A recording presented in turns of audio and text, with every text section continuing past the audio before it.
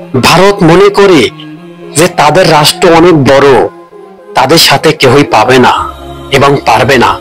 ভারত কিন্তু মহাসাগরের ভিতরে তাদের মহড়া শুরু করে দিছে। প্রস্তুত নাও মুসলমান, প্রস্তুত নাও, যুদ্ধ যে কোনো মুহূর্তে শুরু হয়ে যেতে পারে। আর এই যুদ্ধ যদি শুরু হয়ে যায় পারমাণবিক অস্ত্রের যুদ্ধ, এই পারমাণবিক অস্ত্র যেখানে ব্যবহার করা হবে ওই রাষ্ট্রটাই ধ্বংসর মুখে পড়ে যাবে। ইহুদিবাদীরা, নরেন্দ্র মোদী ভারতের প্রেসিডেন্ট যে রকমের পরিকল্পনা করছে ইহুদিবাদী ইসরায়েলের মতো, তা দেখে মানুষ কিন্তু বুঝে ফেলছে ইতিমধ্যে যে তারা পারমাণবিক অস্ত্র দিয়ে যুদ্ধের মহড়া শুরু করেছে। আসলে এটি কি কার্যকারী হবে? যদি ভারত নিজের পায়ে নিয়ে কুড়াল মারার জন্য যুদ্ধটি চালু রাখে এবং শুরু করে দেয়, তখন কিন্তু তাদের ইহুদিবাদীদের কোনো অস্তিত্বই থাকবে না। গবেষণায় উঠে আইছে যে ভারতের প্রধানমন্ত্রী যেরকমের জুলুম অত্যাচার শুরু করছে, ইহুদিবাদী নেতানিয়াহু ইসরায়েলের মতো শুরু করেছে। তবে নরেন্দ্র মোদীকে জানিয়ে দিতে চাই সাপ সাপ যে এটি কিন্তু ফিলিস্তিন না। এটি ফিলিস্তিনের মানুষ ভাববেন না যে ফিলিস্তিনের মানুষ নরম দুর্বল।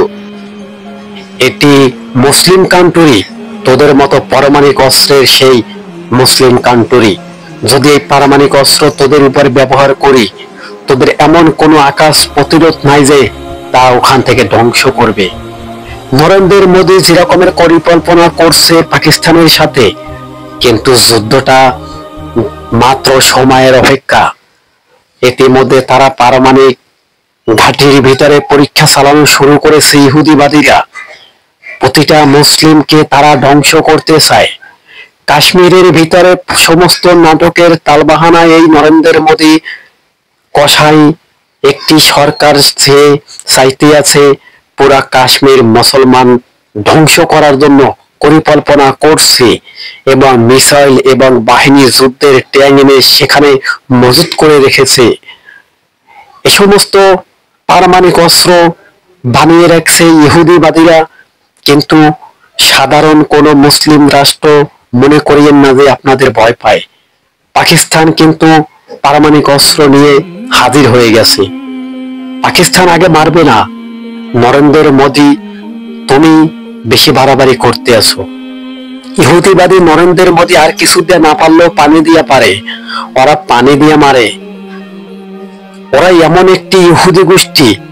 একটি কথা বলছিল নবীজি সাল্লাল্লাহু আলাইহি সাল্লাম, ইহুদিদের সাথে তোমরা কেউ বন্ধুত্ব পাতাইও না, তাহলে তোমাদের উল্টো বাইল সবল মারবে। এখন নরেন্দ্র মোদী ইহুদিবাদী সরকার আকারা মন্ত্রী, ওদের তো কোনোদিন কাটেও না, কাটবেও না। ওরা মুসলমানকে এমন ভাবে পরাজয় করার জন্য উঠে পড়ে লেগেছে পুরো বিশ্বের ইহুদিবাদীরা।